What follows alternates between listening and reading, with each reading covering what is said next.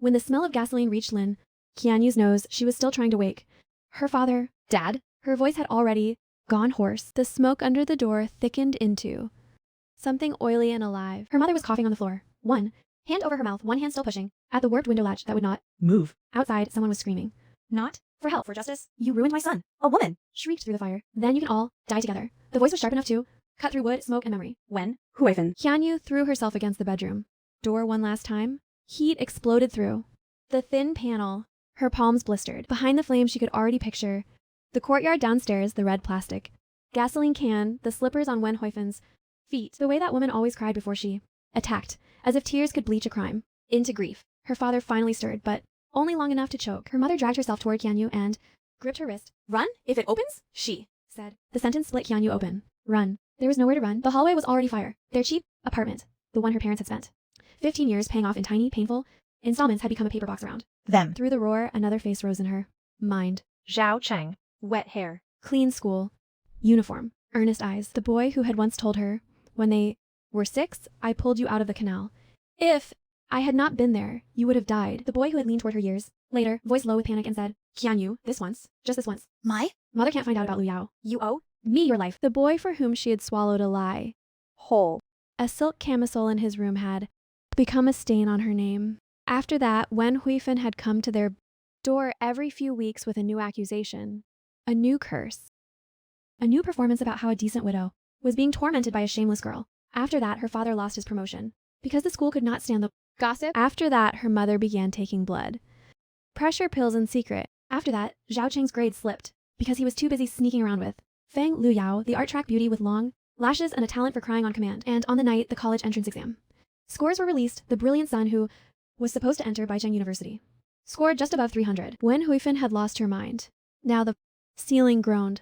Qianyu pulled her mother close without realizing she was crying. She had spent 2 years letting them hammer nails into her family because she believed debt had to be repaid, because gratitude was holy, because being saved once meant being indebted forever. The fire rolled inward. Her mother said something that the flames ate. Her father's hand twitched toward hers, and then the world became white. When Qianyu opened her eyes again, the first thing she saw was a pink piece of fabric flying toward her face. It hit her cheek and slid to the ground.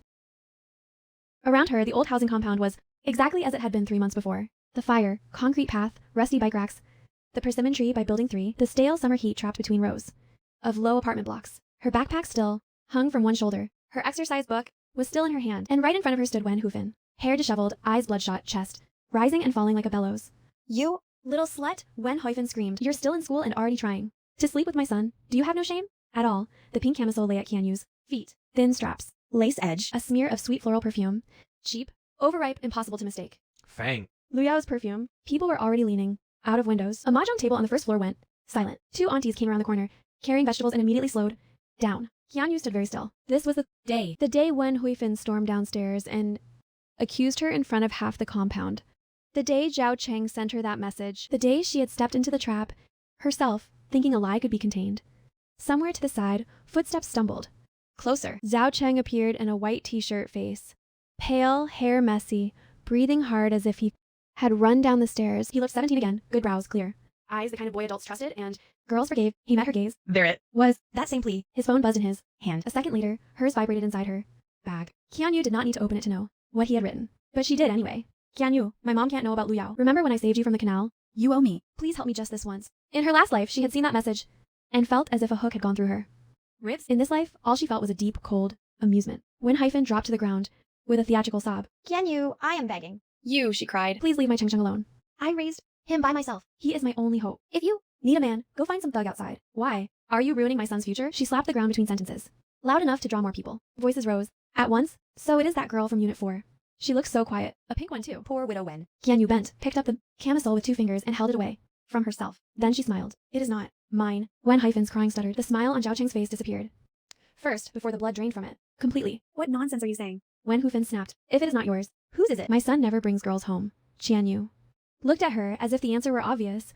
Every morning I leave for school at 7:30, she said. Every night I come back at 10:30 after supervised study. My parents take turns picking me up. On weekends, I'm either at school or at the tutoring center on West Road. Which of those time slots did I use to secretly run upstairs, take off my clothes, in your son's room, and then somehow put my uniform back on without a wrinkle? The compound quieted a little.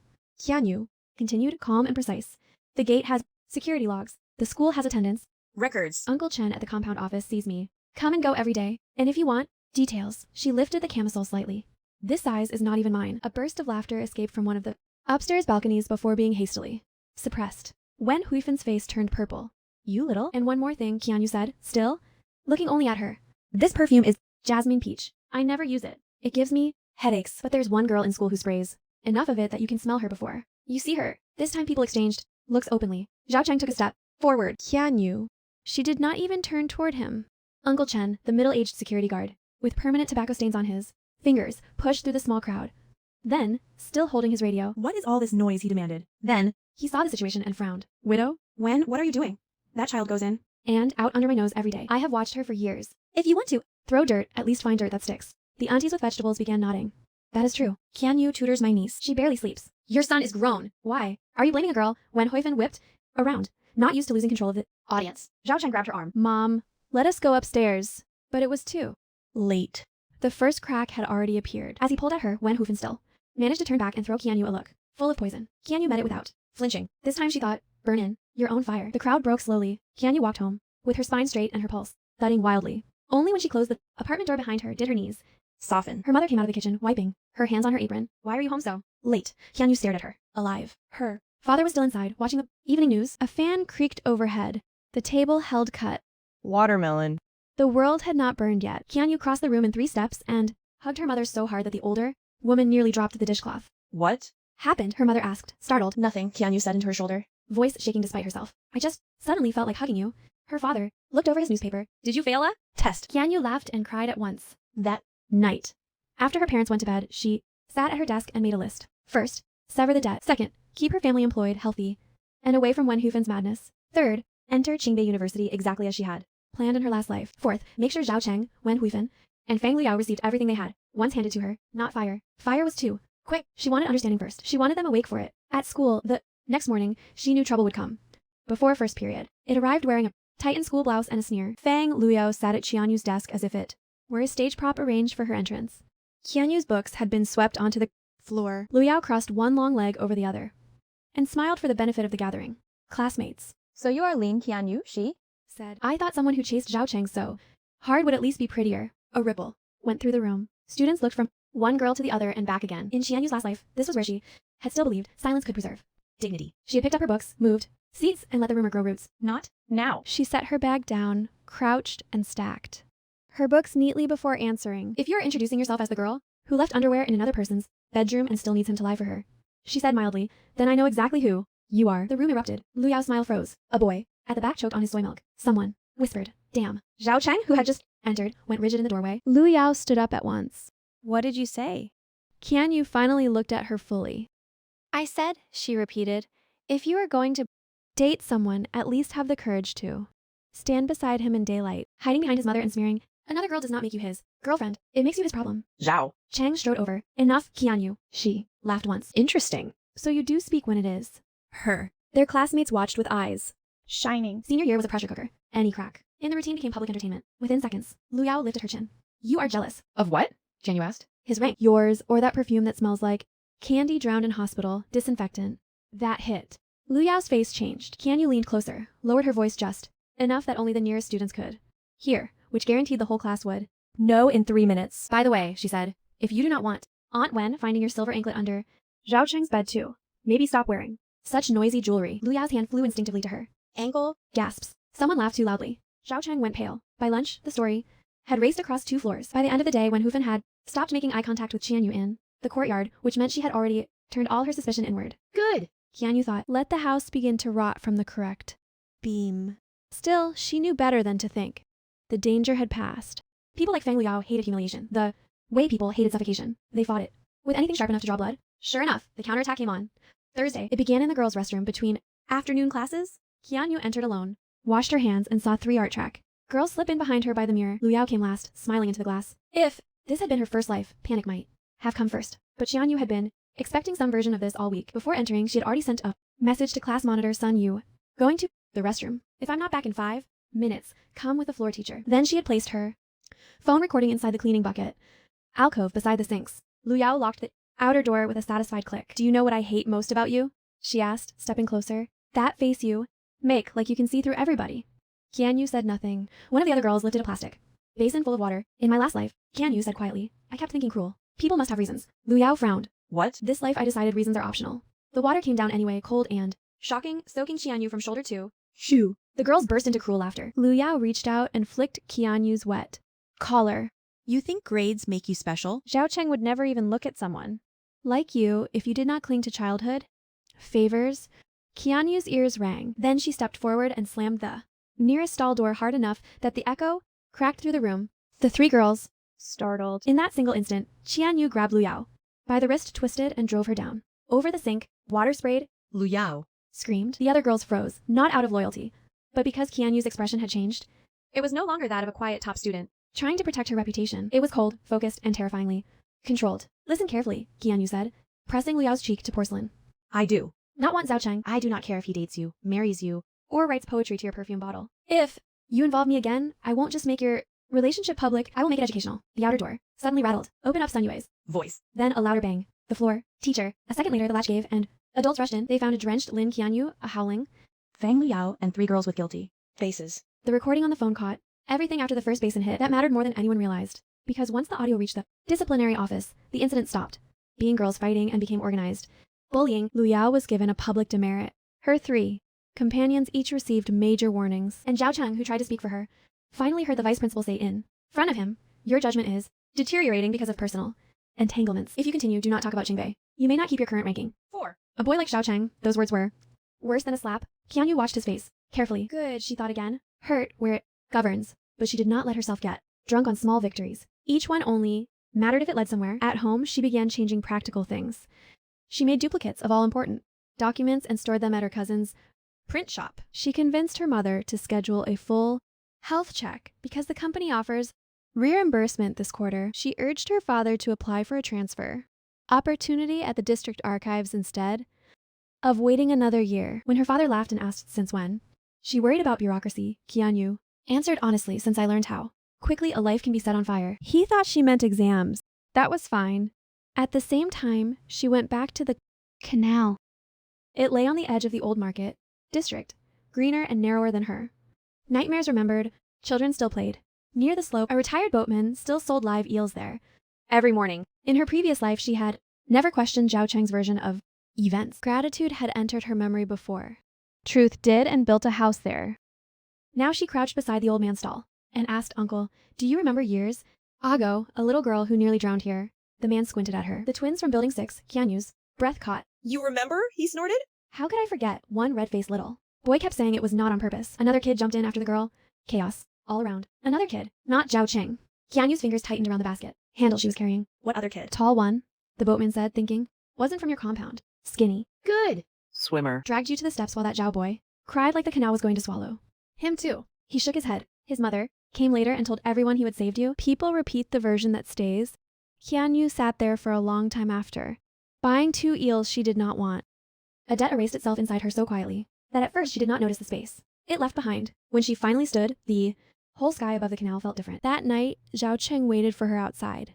Evening study. He stood under the ginkgo tree by the bicycle shed, hands in his pockets, school, badge gleaming under the corridor light. Qianyu, he called. She kept walking. He fell in beside her. We need to talk. No, she said. You think I wanted things. To become like this. He sounded tired, almost aggrieved. My mother is difficult. Lu Yao is impulsive. I'm the one getting squeezed in the middle. Qianyu stopped and turned to him so suddenly he almost took another step without her. Do you hear yourself? She asked. You stand in the middle while others take the blows, then call that suffering. His mouth tightened. I never meant to hurt you. But you did, she said, repeatedly, efficiently, and worst of all, lazily. He looked stung, which annoyed her more. There is something else, she added. You did not save me at the canal. The color left his face so quickly it was almost violent. I know about the boatman. She said. I know there was another child. I know you cried before your mother rewrote the story for you. For the first time since she had known him, Zhao Cheng looked genuinely small. Qianyu, she shook her head. From now on, she said, do not use the word owie in front of me again. You are not a creditor. You are a witness who benefited.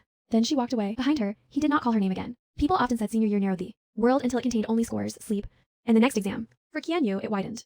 Every choice became either a bridge or a knife. Every hour spent wrong could become a hole someone else happily buried her in. So, she calculated. When the Provincial Physics Invitational opened registration, she signed up. Immediately, she knew Fang Lu Yao and Zhao Cheng would, too, not because either truly loved physics, but because direct admission rumors made desperate people stupid. In her previous life, Zhao Cheng had dragged her into helping him prepare while Fang Lu Yao copied her notes from the side. This time, Qian Yu prepared 2 notebooks. 1 real, 1 bait. The bait notebook was immaculate. Color-coded diagrams, elegant derivations, Crisp shortcuts. hidden inside it were 3 fatal but beautiful mistakes, exactly the kind a half-understanding plagiarist would reproduce. Confidently, she left that notebook on her desk during lunch the day before the school's internal selection test, then returned 10 minutes early and waited outside the back door. Fang Lu Yao entered the classroom first. She went straight for the desk, took photos, left. Qian Yu counted to 60 before walking in. Sun Yu, who had agreed to help watch for cheating because rules matter, emerged from behind the curtain with her arms crossed.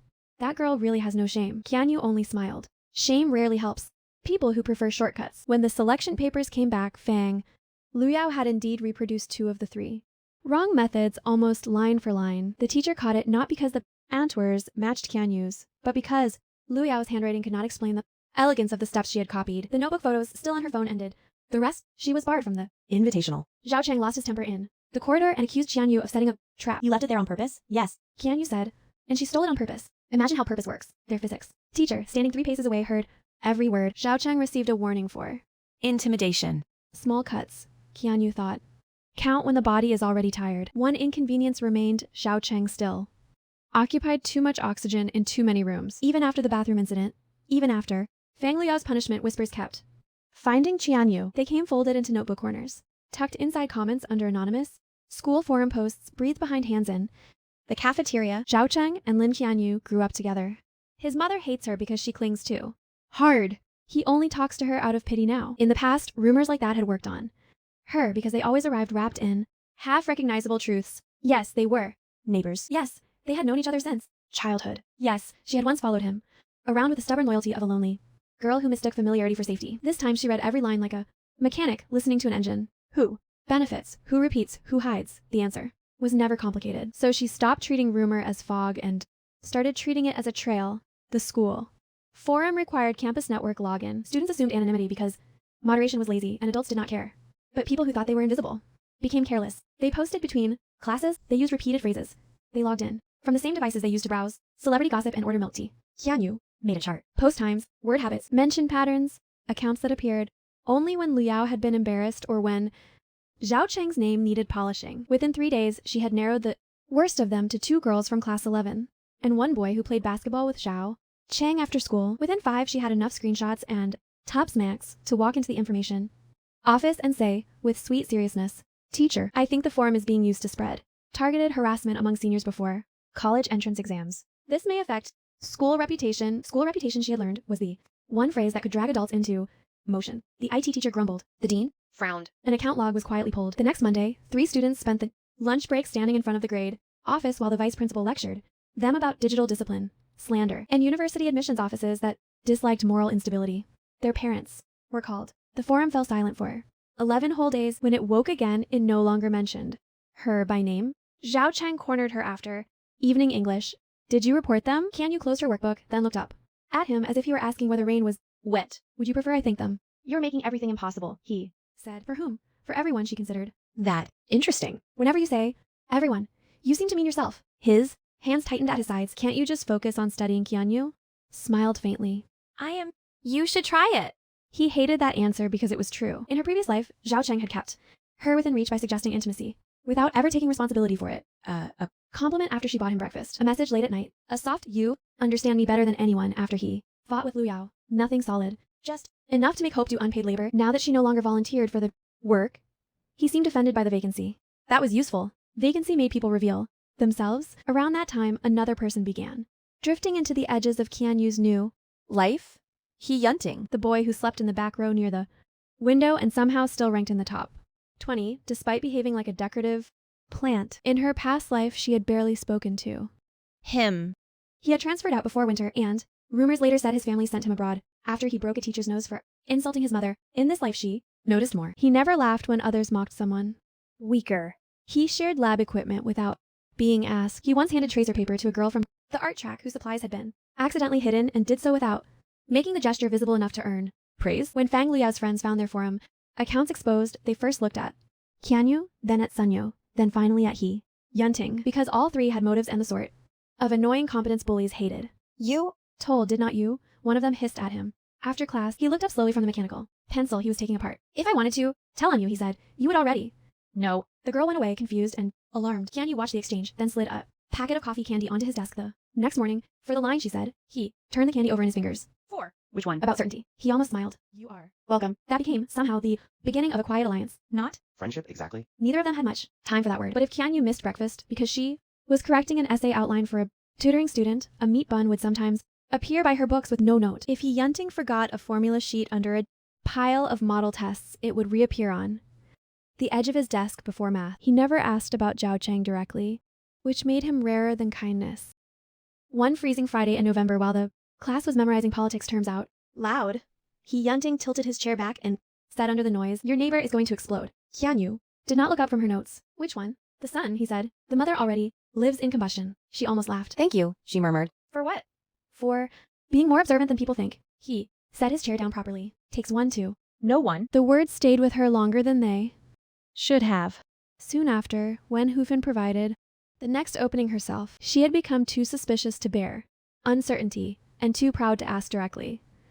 So she began turning to superstition. Auntie Luo from Building 8 had a cousin who knew a fortune teller who read student Fate by handwriting. Another woman swore by incense from a temple near the ring road. By the end of 1 week, when Huifan had burned enough paper offerings in her kitchen to perfume the entire stairwell, Kian-yu heard about all of it because apartment buildings are made not of concrete, but of listening. Then, one Saturday evening, she watched from her study window as Zhao Cheng met Fang Lu Yao behind the utility shed, and a brilliant thought arrived so cleanly, it almost felt impersonal. The next morning, an anonymous note appeared under Wen Huifin's door. If you want to know who is ruining your Sin's concentration, check the old audio. Visual room behind number 2, teaching building, at 5:40 p.m. on Tuesday. Red scarf means bad. Fate. Don't let him wear one. She had written it with her left hand. Tuesday came with a damp wind and low clouds. At 5:35, Kian-yu lingered in the chemistry corridor under the excuse of asking a teacher about an equation set. At 5:39, when Hufin appeared at the school gate wearing the expression of a woman who believed heaven had finally decided to cooperate with her. At 5:42, Zhao Cheng slipped toward the old audio-visual room. At 5:43, Fang Liao followed. At 5:44, Kian-yu excused herself from the chemistry teacher and walked the long way around the courtyard, arriving in time to hear the first scream. Wen Haifin did not merely catch them talking. She caught Lu Yao sitting on the broken teacher's desk, Zhao Cheng standing between her knees, Fang's red scarf around his neck. Like a joke against prophecy itself, the sound Wen Haifin made could have stripped paint. Students nearby froze. 2.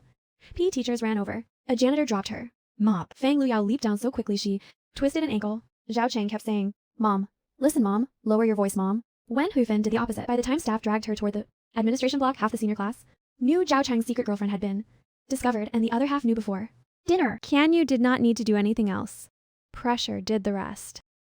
From then on, Wen Huifin escorted Zhao Cheng to school twice a week to calm her heart. She searched his room nightly. She checked his messages when he showered. Once, in a fit of vigilance, she even appeared during lunch and made him switch cafeteria seats so no girl could take advantage of proximity. The humiliation was exquisite. Zhao Cheng began losing his temper over tiny things. He snapped at teachers for asking routine questions. He forgot a simple historical date and stared at the paper afterward as if betrayal had entered through the numbers. During one citywide mock exam, he dropped From 12 to 36. Wen Haifin blamed Fang Liao.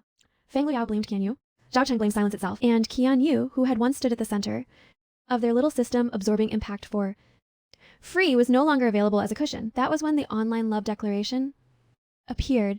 An account named Mrs. Zhao for Life began posting embarrassingly intimate photos of Zhao Cheng eating noodles at home, dozing over a workbook, standing on a balcony in a sleeveless shirt. The captions were worse. My future husband is cutest when he studies. No one understands him like I do. A certain provincial top student seedling should stop dreaming. Childhood friendship is just friendship. In her past life, nearly identical posts had been pinned on her with frightening speed.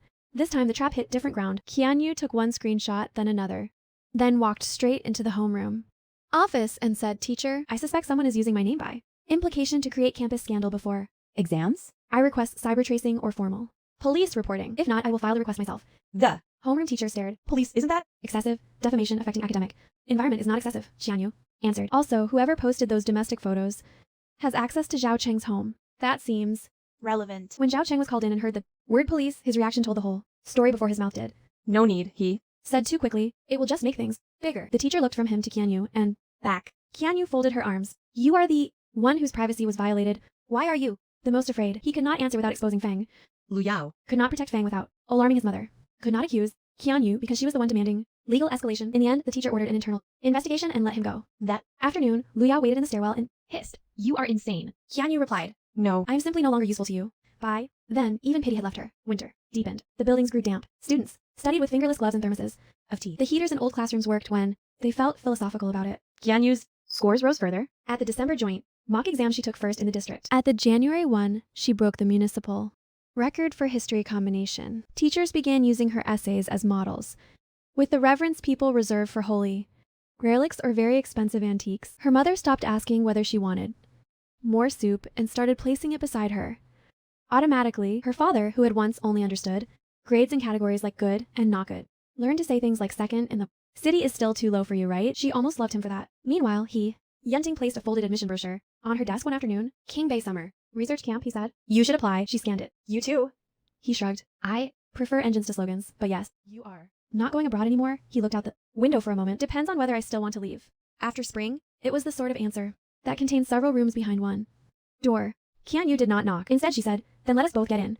He tapped the brochure once. Good. I dislike losing to strangers. She raised an "Yee, bro. You do not mind losing to me." He finally smiled properly. That is not losing, he said. That is accurate. Measurement. For 3 whole minutes after he walked away, Qian Yu could not remember the last line of the politics text she had just been memorizing. That annoyed her enough to study an extra Half hour. By the time spring arrived, everyone in senior year wore the dazed expression of people sprinting through Smoke. Qian Yu should have felt triumphant. Instead, she mostly felt tired. Revenge, she Discovered was not a bonfire, but a bookkeeping exercise. You needed memory, patience, and the willingness to continue living while the account slowly balanced. Still, some satisfactions came unexpectedly. The district announced winners of the Provincial Physics Invitational. Qian Yu took first prize. He Yunting took second. Zhao Cheng, who had once planned to lean on her notes and Fang's borrowed ambition to reach the shortlist, was not on it at all. When the principal congratulated Qian Yu over the school loudspeaker, Wen Huifan was reportedly heard downstairs telling a neighbor, "Prizes are useless unless they convert to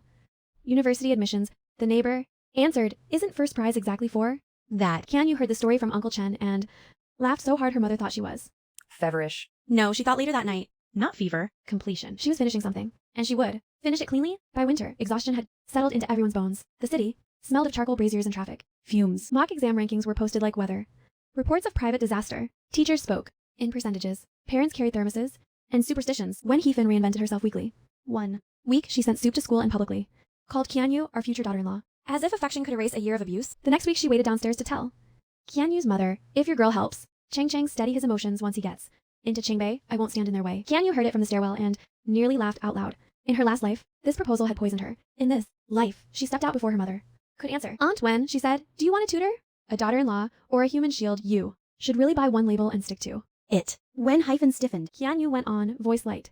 "Also, if your sin needs another person to carry him into Qingbei, then the problem is not his emotions." Her mother pulled her away before the argument could swell into a neighborhood spectacle. But the words had already landed. That evening, Qian Yu installed 2 small cameras in their apartment hallway and kitchen. Her father protested. "Are we running a bank now?" She replied, "No. We are preparing for someone else's bad exam." He laughed, not understanding. Still, he helped her angle the hallway one Properly? the final months before the college entrance examination turned everyone into a version of themselves sharpened by fear. Qian Yu became quieter. Zhao Cheng became brittle. Fang Luyao, kept away by school pressure, and a mother who no longer tolerated her began sending him messages at strange hours. Qian Yu knew because once, during a math drill, his phone lit up on the desk. "Miss? You? If you really love me, prove it before the exam ends." He turned the phone face down at once, but not before Qian Yu saw the name. Proof, she Thought is always demanded by the wrong person. Then came the pre-exam holiday on the final evening before language arts. The housing compound was so quiet that even the elevator cables seemed to move carefully. Parents made light meals. Students pretended to revise. Somewhere a dog barked once and stopped. Qian Yu finished checking her admission. Ticket, spare pens, pencils, eraser, watch, identity card, and transparent exam bag. Then she looked at the camera feed on her borrowed second phone. At 8:14 p.m. Zhao. Cheng left his building. At 8:21, Fang Luyao appeared by the side gate in a white sweater and hugged him under the jacaranda tree. At 8:26, she handed him something. Small, probably another lucky charm, another promise, another chain. At 8:28, she took his exam bag just to help check and returned one that looked identical. Qian Yu paused the frame and zoomed in. Different zipper pull. She sat back slowly. So that was it. In her last life, Zhao Cheng had told people later that he did not know what happened and that some malicious person had sabotaged him. Wen Heifan had happily filled in Qianyu's name. Now Qianyu knew the real mechanism. Fang Liao had switched the bag herself. Why? To make him fail with her, to keep him from leaving, to bind his future. To her own smaller orbit, perhaps all three. Qianyu could have warned him. The thought came and passed in one breath. He had been warned in every meaningful way. For months about Lu Yao, about lies, about dependence, about choosing silence over responsibility. A person who refused every lesson did not deserve the answer key. The next morning, the exam center smelled of disinfectant, fresh paper, and panic. Outside the gates, Wen Huifan clutched Zhao Cheng's shoulders. Do not get nervous, she said. Just write steadily. Your first paper must be strong. He nodded, but his eyes kept scanning the crowd. Fang Luyao slipped out from a row of parents a moment later, pale and pretty and tender as poison. She pressed something into his palm, kissed his cheek, whispered, then vanished before. When Hyphen returned with a bottle of water she had gone to buy inside the classroom, Qianyu was seated 3 rows ahead of him. When Zhao Cheng opened his transparent bag, nothing inside made the soft reassuring clatter it should have. No pens, no pencils, no admission ticket. For a second he simply stared. Then he began, tearing through every compartment, his breath turning ragged. The chief invigilator approached. Candidate, where are your materials, Zhao? Cheng's lips moved soundlessly. The invigilator frowned. Do you need to contact your guardian? But the bell had already rung. The first 5 minutes of an exam can decide the rest of it. The first 10 can ruin a person built on certainty. Zhao Cheng stood there with an empty bag and a face Qianyu would remember for a long time, not because she pitied him, but because she finally understood that the people who built altars around outcomes never prepared for collapse. They believed in only one script. So when the pages burned, they had no language left. He eventually obtained emergency stationery. He did not obtain the missing time back. When the first paper ended, students spilled into the courtyard, buzzing with relief and dread. Zhao Cheng came out like a man surfacing from underwater. When Huifan rushed to him, how was it? He said nothing. Her voice rose. Speak. Teachers looked over. Parents turned. Still nothing. The homeroom teacher, who had once proudly introduced Zhao Cheng as a likely Qingbei candidate, approached with concern. What happened? At last, Zhao Cheng said, I did not finish. Later, people would say he had practically turned in a blank paper. Later, they would guess at nerves, fever, heartbreak, cheating, revenge. Qianyu already knew. By afternoon, when Hufan had found Fang Luyao outside a stationery shop near the center, the slap was loud enough to scatter pigeons. Fang Luyao ran. When Hyphen ran after her, police pulled them apart, and the remaining papers of the college entrance exam went on, indifferent as weather. Qianyu wrote every answer as if she were sealing a door. When scores were released, the province announced its highest-ranking candidates with all the usual ceremony. Qianyu's detailed score page did not display at First, Instead, her phone rang, then rang again. Then her father's, then her mother's. By evening, the whole district knew. Lin Qianyu, girl from the old workers' compound, had taken first place in the province in the humanities track with a score high enough to make every teacher who had ever taught her cry at least a little. Reporters came. Her school hung banners. The tutoring center owner gave her a red envelope so thick it embarrassed him. Her mother held the phone with both hands as if it might break under happiness. Her father said for the 20th time, I always knew she would do well, which would have been more convincing if he had not once mistaken her ranking slip for the electricity bill. And Zhao Cheng, 507. Enough for a second-tier university, perhaps. Not enough for Wen Huifan's mythology. When Qianyu returned from the district education office that afternoon, she found Wen Huifan already in their hallway holding 2 expensive gift boxes and a face arranged into something that wanted to look humble. Qianyu, she said brightly, too brightly. Congratulations. Auntie knew you were capable. Qianyu's mother froze. Her father's jaw tightened. Wen Hyphen pushed on as if she did not see.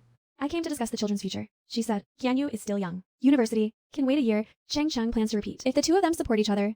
Qianyu laughed. She could not help it. The sound cut the air so cleanly that Wen Huifan stopped speaking. Qianyu stepped forward, took the gift boxes from Wen Huifan's hands and placed them carefully back into her own. Aunt Wen, she said, my future is not a makeup class for your son. Wen Huifan's face twitched. What do you mean? You used to be stupid, Qianyu offered. Yes, I recovered. Her mother actually made a small sound that might have been laughter, smothered into a cough. Wen Hyphen flushed. Dark red. Don't think a good score makes you superior. My son only had 1 accident, and I only need 1 acceptance letter. Qianyu replied. Then she picked up the gift boxes and set them outside the door. When Wen Hyphen still did not move, Qianyu added softly, if you come again, I will post the exam bag footage for the entire compound and let everyone decide whether your son was failed by fate or by the girl he chose over his own judgment. That did it. Wen Hyphen snatched up the boxes and backed away as if she had touched a live wire. Zhao Cheng stood 1 floor below, having apparently come but not dared to climb the final stairs. He looked up once, met Qianyu's eyes, and then looked down again. That was the last time she saw him before moving. The cameras mattered sooner than expected. On the night the acceptance letter arrived, Kianyu's mother placed it on the table and cried quietly over the embossed seal. Her father opened a bottle he had been saving for years. They ate 3 extra dishes. Even the neighbor auntie came over with braised pork and said, "I always knew the girl's forehead was bright." At 1:13 a.m., the hallway motion alert sounded. Kianyu, half awake, sat up instantly. On the screen, Wen-Hyphen stood outside their door with a plastic can. Gasoline. Her own last breath seemed to blow across the room. But this time, the locks had been changed. This time, the police contact from her cousin's husband had been pre-informed that a mentally unstable parent might attempt retaliation after score release. This time, the corridor had a fresh smoke sensor, and their bedroom windows were fitted with quick release bars under the excuse of summer ventilation. Kianyu woke her parents in one motion and called the number already prepared. By the time Wen-Huifan poured the first stream along the threshold, police footsteps thundered up the stairs. The can fell. She screamed, not unlike she had in Kianyu's last life. Only now it was terror instead of vengeance. When they dragged her away, she twisted desperately toward Zhao Cheng, who had arrived in slippers and a t-shirt, face white as paper. "Cheng Cheng," she cried. Tell them she ruined you," but he only stared at the gasoline glittering on the floor, then at Kianyu standing behind the closed metal gate. Something in him collapsed visibly. Finally, he said, "Mom, stop." It was too late. It had always been too late. Wen-Hyphen was taken for attempted arson and ordered into psychiatric evaluation before criminal proceedings. The compound buzzed. For weeks, some said she had lost her mind from pressure. Some said she had always been cracked inside. Some said Zhao Cheng's future had been destroyed by women. Kianyu said nothing at all. Before leaving for university, she went once more to the canal with her parents. The 3 of them stood by the water where dragonflies still skimmed the surface in late summer light. She told them, at last, the real story of the childhood rescue. Her mother cried. Her father cursed for a full minute without repeating himself once. Then her father put a hand on her head and said, "From now on, nobody gets to use your life as collateral, not even memory." Kianyu carried that line with her to Qingbei. The campus in September smelled of books, plane trees, and rain-washed stone. The dormitory was small, crowded, and loud, but to her, it felt like a country made entirely of unlocked doors. She unpacked slowly. A roommate with round glasses came in, carrying a tower of law textbooks, and introduced herself in a rush. Another arrived with 2 suitcases and a guitar. Down the corridor, people were already making noodles in an illegal pot. Life, ordinary and astonishing, pressed in from every side. On the first evening after registration, she stood by the dorm window and looked out over the darkening campus. Her phone buzzed with messages from her mother, "Eat more." From her father, "If anyone bullies you, tell me and I will take the train." From Sun Yue, "Qingbei, I'm telling everyone I used to collect homework from a provincial top scorer." From an unknown number she recognized, "Anyway, I heard you moved." Zhao Cheng. Then after a long pause, "I'm sorry about The canal. I'm sorry about everything after." "I know that means nothing now." Kianyu read the message once, then she deleted it. Outside, the last light withdrew from the roofs. In the glass, her own reflection looked steadier than she remembered, Not softer. not kinder, just steadier. There would be other exams now, harder and larger ones. There would be classes full of people as sharp as knives. There would be cities beyond this one, work beyond scores, and futures no longer shaped by what she had survived. She opened a fresh notebook. On the first page, she wrote only one sentence: "No one will ever write my fate for me again."